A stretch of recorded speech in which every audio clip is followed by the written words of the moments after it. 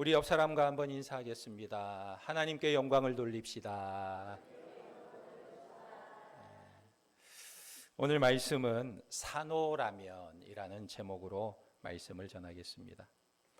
어떤 60대 부인이 모처럼 동창회를 가게 되었습니다. 동창회를 간다고 마음이 들떠가지고 옷도 새 옷을 꺼내서 이 옷 저 옷 입어보고 머리도 단장하고 화장도 예쁘게 해서 온갖 준비를 다해서 동창회에 갔습니다. 그런데 동창회를 마치고 저녁에 들어온 부인의 모습이 얼굴이 너무나 시무룩한 거예요. 남편이 보니까 얼굴이 밝지 못한 거예요. 그래서 이상해서 남편이 물었습니다. 여보, 왜 당신만 다이아 반지가 없어서 그래? 아니. 왜 당신만 차가 없어서 그래? 아니야. 그럼 왜 그렇게 시무룩한 거야? 동창회 갔다 왔는데 왜 그렇게 기분이 안 좋아? 그러자 부인이 남편에게 이렇게 대답했습니다. 여보, 가보니까 나만 남편이 있어.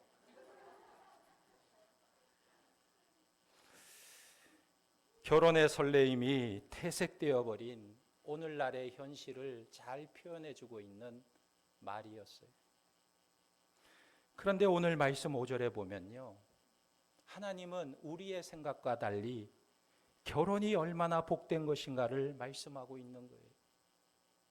5절에 보면 사람이 새로이 아내를 맞이하였으면 그를 군대로 내보내지 말 것이요 아무 직무도 그에게 맡기지 말 것이며 그는 1년 동안 한가하게 집에 있으면서 그가 맞이한 아내를 즐겁게 할지니라.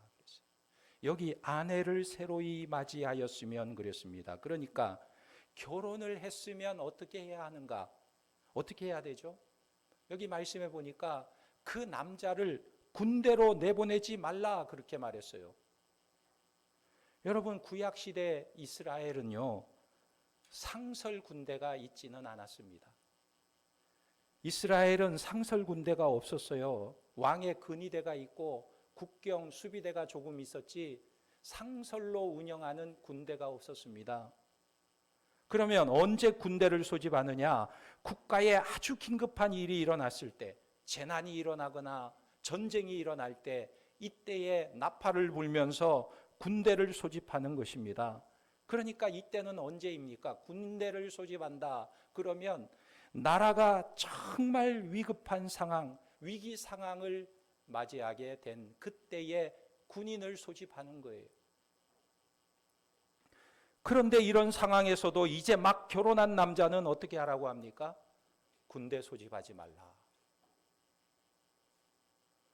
군대 소집령에서 제외시키라는 것입니다.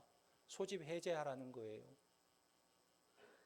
그러니까 하나님이 보시기에는 나라가 전쟁이 일어났고 그 큰 위태로운 상황을 맞이하였는데도 그 위태로운 것이 더 중요한 것이 아니라 그것보다 중요한 것은 가정이고 아내라는 것입니다. 그래서 1년 동안 아내를 즐겁게 해주라 말씀하고 있는 거예요.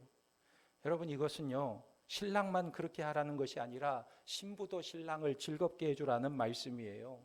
부부가 서로를 즐겁게 해주는 것이 국가 위기 상황보다도 더 중요한 일이라고 말씀하고 있는 것입니다. 그러니까 이 말씀을 보면 정말 놀라운 말씀이 아닙니까? 이것이 바로 우리 하나님 아버지의 마음이고 하나님의 뜻이라는 것입니다. 그런데도 오늘날 우리는 이 세대에 물이 들어가지고 부부가 되는 것, 결혼을 하는 것, 가정을 이루는 것을 너무나 괴롭고 힘든 일이라고 생각하는 거예요. 이것은 하나님의 뜻과 맞지 않는 생각인 것입니다. 그래서 오늘 본문은 어떤 사람은 이렇게 해석을 하기도 합니다. 5절 말씀은 결혼의 신성함을 표현한 것이다 그랬어요. 여러분, 어떻게 하는 것이 결혼의 신성함을 표현하는 것일까요? 오늘 하나님은 너의 아내 또는 너의 남편을 즐겁게 하라. 그것이 결혼의 신성함이다 말씀하고 있는 것입니다. 그렇다면 우리의 가정은 나 때문에 배우자가 즐거워하고 있습니까? 나 때문에 배우자가 기뻐하고 있습니까? 여기에 우리는 할 말이 없기도 합니다. 그래서 오늘 말씀의 문제는요, 현실을 지금 우리에게 말씀하고 있는 거예요. 현실 문제를 이야기하고 있는 것입니다. 몇 년 전에 아시아 경제신문에 보니까 법원 식물인간 아내 상대 이혼 청구 받아줘, 이런 기사가 났어요. 이런 내용입니다. 남편 A씨가 아내 B씨와 결혼을 하고 이듬해 7월에 자녀를 낳게 되었는데, 그런데 이 아내가 출산을 하다가 그만 과출혈이 일어나서 쇼크가 일어난 것입니다. 그래서 식물인간이 되었는데 이 아내를 치료하다가 친정에 보내서 요양을 하고 있는데, 남편도 직장을 휴직도 해가면서 7년 동안 이 아내 간병을 했지만 병세가 호전이 되지 않습니다. 계속해서 깨어나지 못하는 것입니다. 그러자 7년 만에 남편이 이혼 청구 소송을 하게 되었는데, 여자의 부모도 할 수 없이 동의를 해준 거예요. 그래서 가정법원에서 판결을 내리기를, 이 사건은 혼인을 계속하기 어려운 중대한 사유가 있는 것에 해당된다, 그러면서 이 A씨의 이혼 청구 소송을 받아들여 준 것입니다. 여러분은 이 사건을 놓고 뭐라고 평가하겠습니까? 어떤 사람은 이런 나쁜 놈, 열녀만 있나? 열남도 있어야지, 이렇게 생각하는 분도 있을 것이고, 또 어떤 사람은 가슴을 치면서 아이고 여자만 불쌍하지. 또 어떤 사람은 내가 그 남자라도 그렇게 했을지 몰라, 이 사람을 동정하는 사람도 있을 겁니다. 그런데 문제는요, 이런 일에 대해서 우리는 너무 쉽게 결론을 내려버리지만 하나님은 그렇게 하지 않는다는 거예요. 그래서 신학자 라인홀드 리버라는 사람은 이렇게 말했습니다. 기독교는 무슨 주의, 이념이라는 말을 싫어하고 기독교는 이념이 될 수가 없지만, 만약에 기독교에 어떤 이념, 주의가 있다면 그것은 현실주의일 것이다. 여러분, 기독교는요, 현실을 무시하거나 피하지 않는 것입니다. 저 피 안의 세계만 바라보면서 현실을 부정하는 종교가 아니에요.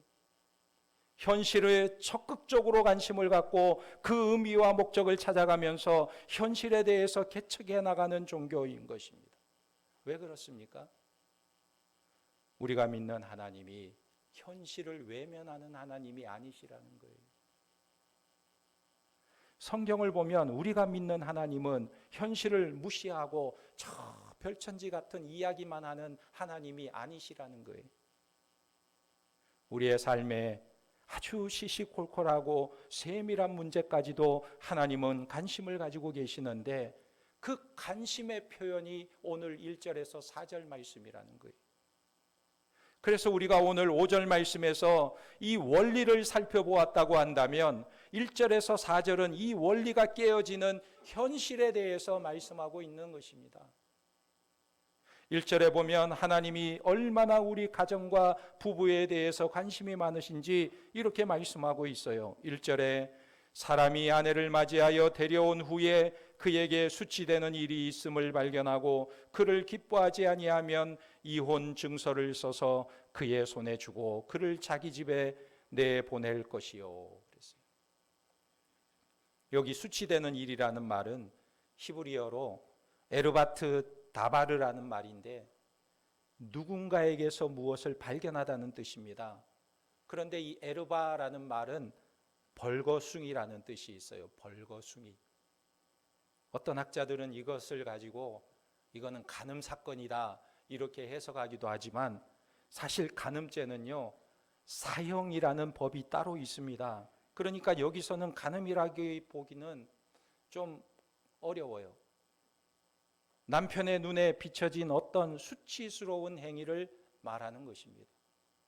그래서 그를 기뻐하지 아니하면 이혼 증서를 써서 그의 손에 주고 그를 자기 집에서 내보낼 것이요 그랬어요.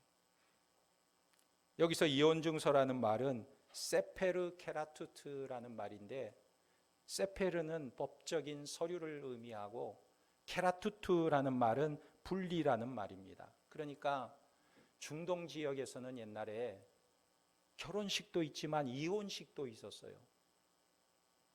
그래서 이혼 예식이 있는데 어떻게 하냐면, 이 이혼 예식에는 남자와 여자가 서서 서로 자기의 옷단을 잘라버리는 행위를 합니다. 우리가 원래 한 몸이었는데 이제는 우리가 갈라졌다, 이걸 선언하는 거예요. 그래서 결혼 생활이 끝났다는 것을 선포하는 것입니다. 그러니까 지금 오늘 여기 말씀에서 보면요, 하나님은 결혼은 둘이 한 몸이 되는 것이다.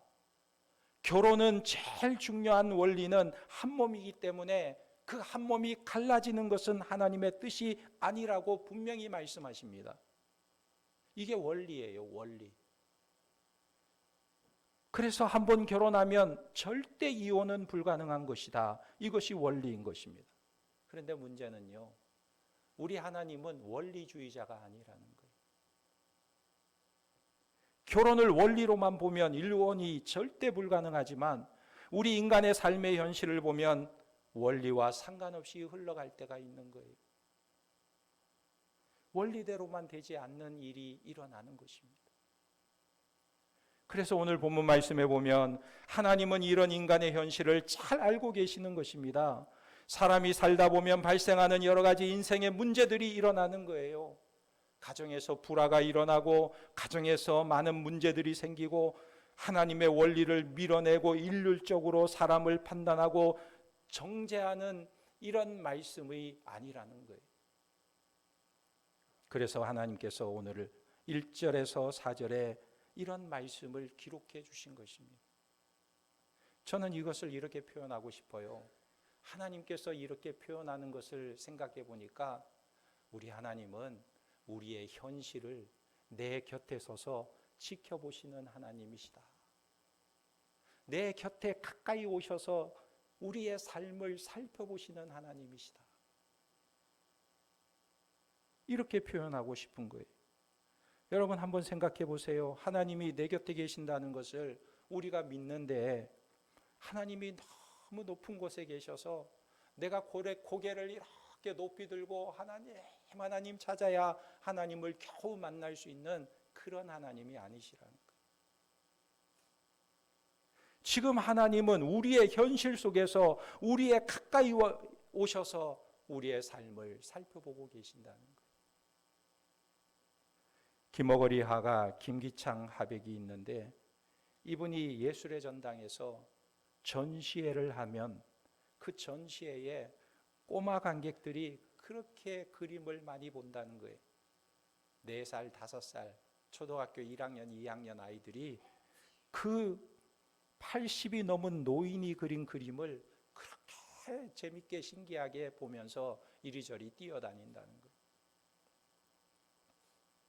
어떻게 그렇게 아이들이 그 그림을 좋아할 수 있을까 생각이 되는데, 왜냐하면요, 이 김기창 하백의 그림을 보면 그는 동물 그림을 많이 그리는데 막 참새가 1000마리가 막 날아가는 모습을 그리기도 하고요, 말들이 촌을 막 달리는 그 무리들을 그리기도 하고요, 벌과 나비를 노려보는 앙증맞은 고양이의 그 얼굴을 아주 사실적으로 묘사하고, 까치와 다람쥐 이런 동물들을 너무 실감나게 그린다는 거예요.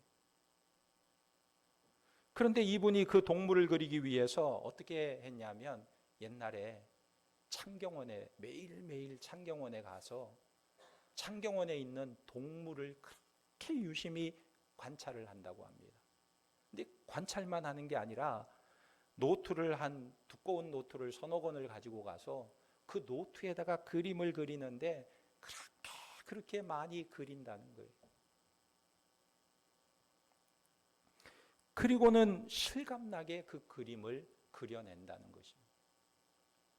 중국에 증운소라는 화가가 있는데 이분이 조충도 그림을 그리기 전에, 조충도는 풀과 벌레를 그리는 그림인데, 이 그림을 그리기 전에 먼저 하는 일이 있는데 곤충을 채집을 한다고 그래요. 온 동네를 다니면서 곤충을 채집해 가지고 그 곤충을 집에다 두고 그 앞에서 관찰하기를 3년 동안이나 관찰을 한대요. 그리고 그림을 그릴까요? 아니요. 3년을 집에서 관찰한 다음에 이제는 산속으로 들어가서 그 벌레가 어떻게 움직이는지를 또 3년 동안 관찰을 했다고 합니다. 그리고 나서 비로소 먹을 갈기 시작했대요. 이 곤충 그리는데 3년을 집에서 관찰하고 산에 가서 3년을 또 관찰하고 6년을 관찰한 후에 먹을 녹이기 시작했다는 거예요. 무엇입니까? 화가 한 사람이 그림을 하나를 그리는데도 이렇게 세밀하게 그 대상을 관찰하고 살핀 다음에 그림을 그린다면 하물며 우리 하나님 아버지께서 우리의 삶에 대해서 말씀하시면서 그냥 원리 하나 툭 던져주고 원리로 고집하는 그런 하나님이 아니라는 거예요. 오늘 말씀이 바로 그것입니다. 오늘 말씀이 우리에게 원리를 던져주고 끝나는 것이 아니라 그 원리를 가지고 우리의 삶을 관찰하시는 하나님을 묘사하고 있는 거예요. 그런데 사람들을 보니까 하나님이 주신 말씀의 원리대로 잘 살지 못하더라는 거예요. 그럴 때 어떻게 해야 할 것인가? 이혼하고 재혼하고 그러는데 그럴 때는 어떻게 할 것인가? 어떻게 여자를 보호할 것인가? 지금 이것을 말씀하고 있는 거예요. 그래서 오늘 설교 제목이 뭔지 아십니까? 제목이 뭐죠? 산호라면. 산호라면. 왜 제목이 산호라면이냐면 어느 날 우연히 산호라면이라는 노래가 나오는데 그 가사가 그냥 마음에 쑥 와닿는 거예요. 산호라면. 이런 내용입니다. 산호라면 언젠가는 밝은 날도 오겠지. 흐린 날도 날이 새면 해가 뜨지 않더냐. 새파랗게 젊다는 게 한미천인데 째째하게 굴지 말고 가슴을 쫙 펴라. 내일은 해가 뜬다. 내일은 해가 뜬다. 이런 노래. 우리가 이 세상을 산호라면 별의별 것을 다 경험하게 된다는 거예요. 그런데 왜 산호라면 이런 제목을 잡았냐면 우리가 살다 보면 원리가 있지만 이 원리를 어기는 문제도 발생하더라는 거예요. 그래서 하나님은 살다 보면 발생하는 문제에 대해서 외면하지 않으시고 관심을 갖고 있다는 것입니다. 살다 보면 빚도 지게 되고 살다 보면 어려움에 처하게도 되고 살다 보면 가정이 힘들 때도 있고 우리가 세상을 살다 보면 별의별 일을 다 경험하게 된다는 거예요. 그래서 오늘 말씀이 그것을 말하고 있는 것입니다. 산호라면 별일이 다 생기는데 그 중에서도 오늘 본문 말씀은 결혼의 행복이 어느 날 갑자기 냉전을 거쳐서 이혼으로 끝나기도 하는 그런 어려움을 겪는 사람들에 대해서 이야기하고 있는 거예요. 이때 하나님 아버지의 뜻이 무엇이냐는 거예요. 우리는 어떻게 믿음으로 사느냐는 문제입니다. 어느 글에 실린 못난 남편의 뒤늦은 후회라는 사연이 있었습니다. 이 부부는요, 결혼 6년 동안 유산만 5번을 했어요. 병원에 가서 봤더니 염색체 이상으로 아이를 가질 수 없다고 했습니다. 그래서 그 남편이 하는 말이에요. 이렇게 말했습니다. 아이에 대한 희망이 없어지는 순간 앞이 캄캄해지면서 집사람을 병원에 두고 혼자 술을 마셨습니다. 저보다 더 힘들었을 집사람은 생각하지 못하고 제 마음만 아프다고 생각했습니다. 힘든 현실에서 벗어나기 위해 저는 계속 밖으로 돌기 시작했습니다. 밤늦게까지 직장 동료들과 술을 마시며 마음을 달래는 동안 아내는 점점 멀어지기 시작했습니다.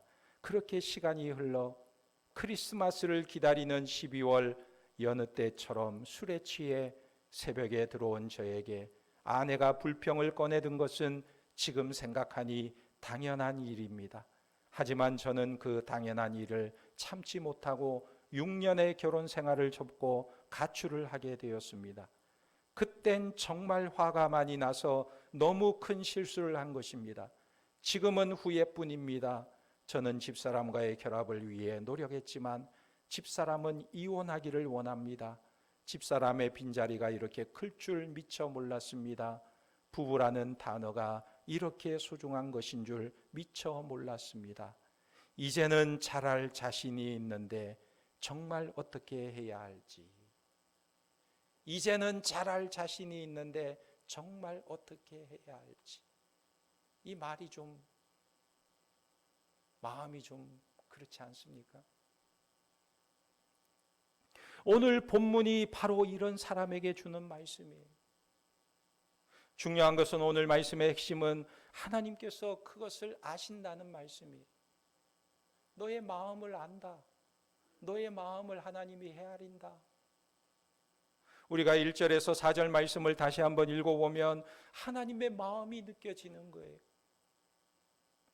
사람이 아내를 맞이하여 데려온 후에 그에게 수치되는 일이 있음을 발견하고 그를 기뻐하지 아니하면 이혼 증서를 써서 그의 손에 주고 그를 자기 집에서 내보낼 것이요 그 여자는 그의 집에서 나가서 다른 사람의 아내가 되려니와 그의 둘째 남편도 그를 미워하여 이혼 증서를 써서 그의 손에 주고 그를 자기 집에서 내보냈거나 또는 그를 아내로 맞이한 둘째 남편이 죽었다 하자 그 여자는 이미 모름을 더럽혔은즉 그를 내보낸 전 남편이 그를 다시 아내로 맞이하지 말지니 이 일은 여호와 앞에 가증한 것이라 너는 내 하나님 여호와께서 내게 기업으로 주시는 땅을 범죄하게 하지 말지니라. 그랬습니다. 얼핏 보면 무엇을 말씀하는 것 같아요? 이혼과 재혼에 관한 말씀 같지만 이 말씀을 잘 읽어보면 이혼이 죄냐 아니냐 이런 것을 말하는 단순한 말씀이 아니에요. 이 말씀을 쭉 읽어보면 여러분 이 말씀이 지금 하나님의 마음이 느껴집니까? 하나님이 우리에게 무엇을 말씀하고자 하시는지 그 핵심이 느껴집니까? 이 구절은 아내와 이혼하기로 마음먹은 남자의 행동을 규제하는 말씀이라는 거예요. 아내를 마음대로 버릴 수 있다는 아내를 소유물처럼 여기는 남편의 권리를 제한하고 있는 말씀이라는 거예요. 다시 말해서 네가 이혼하면 그 여자는 다른 남자에게 재혼하게 되고 그 재혼한 남자가 죽어서 이 여자가 다시 너에게 돌아올 수 있다 해도 너는 결코 아내를 다시 맞이할 수 없을 것이다. 그러니까 이것은 이혼에 대해서 남편에게 경고하는 말입니다. 다시 한번 생각해 보라는 거예요. 신중하게 생각하라는 것입니다. 함부로 섣부른 결론을 내리지 말라는 것입니다. 그러니까 하나님은 지금 이혼이 죄냐 아니냐 이것보다도 이혼이라는 무거운 짐에 눌려 있는 한 여자를 하나님이 주목하고 계시는 거예요. 살피시고 계시는 것입니다. 너는 왜 불안해하느냐? 너는 왜 힘들어하느냐? 너는 왜 가슴이 쿵쾅쿵쾅 뛰고 있느냐? 너는 왜 절망 가운데 있느냐? 하나님께서 그 현실 속에 참여하시고 말씀하고 있다는 거예요. 우리는 이것이 죄냐 아니냐 그것을 묻고 있는데 하나님은 그것 때문에 내 마음이 얼마나 아프고 힘이 드느냐 이것을 묻고 있는 거예요. 여러분 삶에 말 못할 고민이 있습니까? 그 아픈 가슴을 하나님께로 가져가시길 주님의 이름으로 축원합니다. 하나님은 우리의 현실을 외면하지 않으세요. 우리의 처한 어려움을 외면하지 않으십니다. 그렇다면 우리는 어떻게 해야 합니까? 이것이 우리의 남은 과제인데 먼저는 인생의 광야를 관통하는 하나님의 말씀에 귀를 기울여야 하는 거예요. 누가복음 3장 2절에 보면 세례 요한이 광야에 있을 때 하나님의 말씀이 임했어요. 안나스와 가야바가 대제사장으로 있을 때에 하나님의 말씀이 빈들에서 사가랴의 아들 요한에게 임한지라 그랬습니다. 여러분, 하나님의 말씀이 어디에 임했다고 합니까? 빈들에 임했다. 빈들에. 빈들. 그러니까 이 말을 좀 각색하면 이런 의미입니다. 우리의 인생은, 빈들은 도대체 어떤 장소일까요? 우리의 인생의 광야는 무엇을 하는 장소입니까? 하나님의 말씀이 들리는 장소라는 거예요. 말씀이 임하는 장소라는 것입니다. 여러분, 이 개념을 이해할 수 있습니까? 이 광야라는 곳은요, 무엇 하나 붙들 수 있고 무엇 하나 의지할 수 있는 것이 없는 장소예요.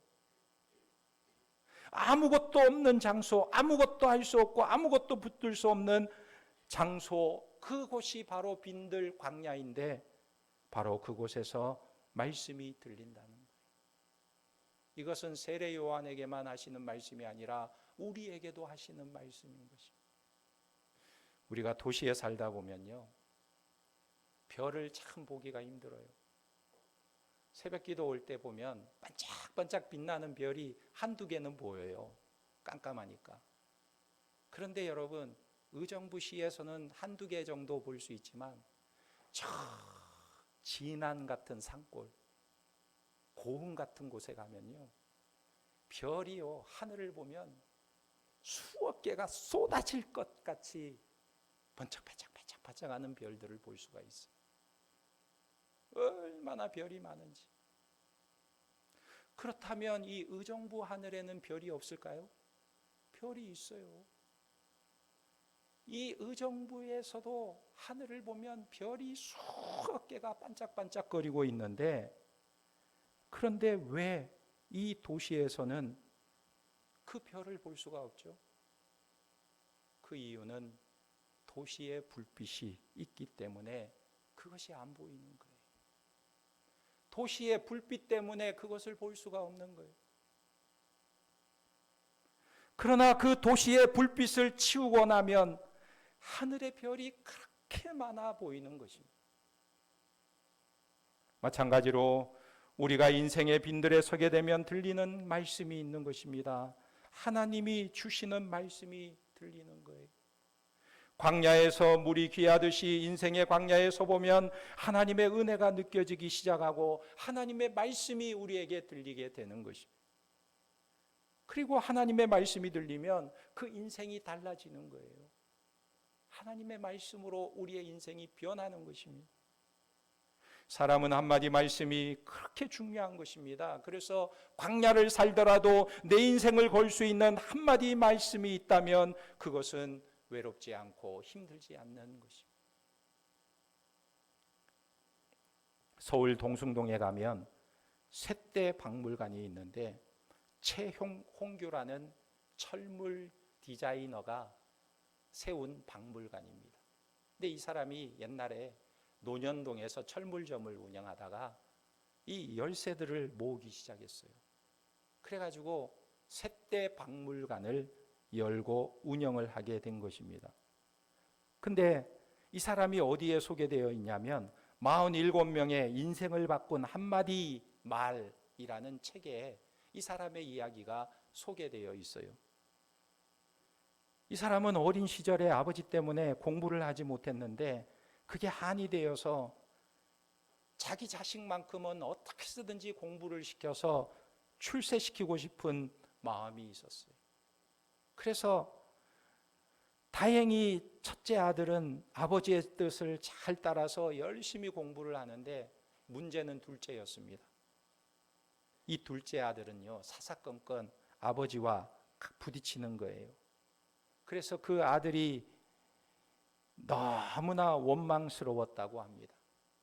그러던 어느 날 입시철이 다가왔는데 이 두 사람의 갈등이 깊어지던 어느 날 이 둘째 아들과 아버지가 너무 심하게 다투고는 아버지가 화가 나서 집을 뛰쳐나왔어요.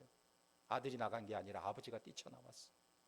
뛰쳐나와가지고는 갈 곳이 없어가지고 아는 선배를 찾아가서 자기의 마음을 열어놓고 하소연을 하기 시작했습니다. 그때 그 선배가 그에게 이렇게 말하더래요. 홍규야, 너는 공부를 많이 하고 잘해서 최고의 철물점을 열고 세대 박물관을 운영하고 있느냐? 물었어요. 그때 그 말이 마음에 확 닿는데 그 다음 말이 더 충격적이었습니다. 홍규야, 공부는 한순간이 아니라 평생 하는 거란다. 그렇게 들려주더라는 거예요. 그래서 자기가 그 말이 마음에 꽉 박혀서 그 길로 돌아가서는 둘째 아들과 화해를 하고 가까워지게 되었다는 거예요. 그런데 우리에게 광야에서 들려오는 하나님의 말씀이 있는 거예요. 내가 어려운 길을 걸어가고 있습니까? 인생의 빈들에 서 있습니까? 광야길을 걸어가고 있습니까? 그 처한 상황 속에서 하나님의 말씀이 내게 들려온다면 그것은 바로 축복된 인생이라는 거예요. 북송의 시인 소동파는 기러기 그림을 보면서 이 기러기가 사람 냄새를 느끼고 있는 기러기냐, 인적이 전혀 없는 곳에서 날고 있는 기러기냐, 이런 것까지 분간했다고 해요. 얼마나 세밀하게 그림을 살피는지. 오늘 우리가 믿는 하나님은 그런 화가의 마음을 주신 하나님이시고 시인의 눈을 주신 하나님이신 것입니다. 그러니까 하나님은 우리 곁에 서서 우리를 세밀하게 살피고 계시는 하나님이시라는 거예요. 우리가 아프면 얼마나 아프냐고 물으시고 우리가 슬퍼하면 얼마나 슬프냐고 물으시는 분이 하나님이신 것입니다. 그 하나님께 우리는 마음을 열고 나아가야 하는 거예요. 여러분의 가슴을 적시는 하나님의 말씀으로 용기를 얻고 소망을 가지고 하나님 앞에 나아가는 믿음의 백성들이 되시기를 예수님의 이름으로 축원합니다. 아멘. 기도하겠습니다. 하나님 아버지, 우리 가운데는 원치 않게 아픈 가슴과 슬픈 현실 속에 있는 자들도 있습니다. 오늘의 현실이 하나님 원리만 고집하는 하나님이 아니시고 우리의 현실 가운데 가까이 오셔서 우리를 살펴주시고 우리의 마음을 어루만져 주시고 말씀으로 위로하시는 하나님이신 줄 믿사오니 그 하나님을 경험하며 그 하나님의 말씀을 들으며 그 하나님을 체험하며 일어서게 도와주시고 용기와 소망을 가지고 살아감으로 많은 사람들에게 힘쁨과 희망을 줄 수 있는 우리의 삶이 되게 역사하여 주시옵소서. 예수님의 이름으로 기도하옵나이다.